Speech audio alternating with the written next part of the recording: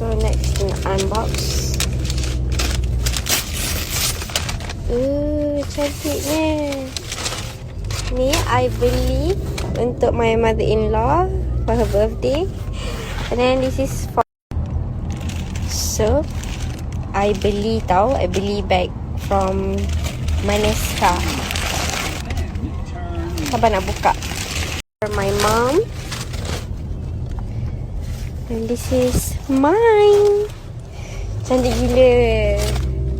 Kualiti dia nice gila. Tebal. And I rasa ni kalau kena air pun tak basah ni. It's waterproof I think.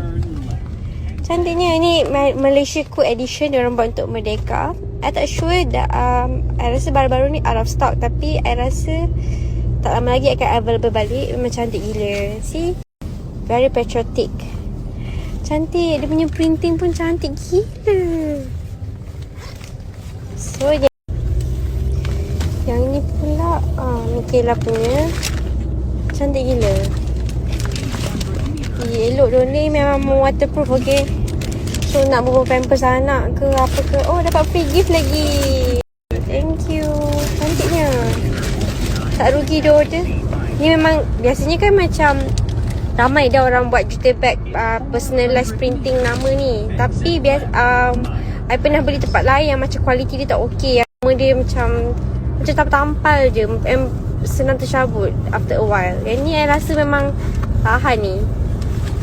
Yang ni pula Malaysia Cool Edition ni rupanya di depan belakang. Okay printing. Oh my god. Feeling Christian Dior. Tak mampu pakai Christian Dior lagi tak apa. Kita pakai yang local. Disebut local. Okay. Jangan beli yang fake. Okay. Thank you.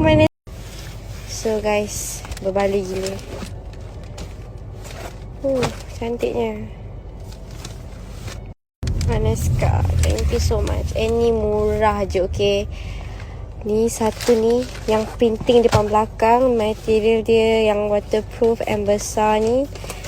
It's only for RM69.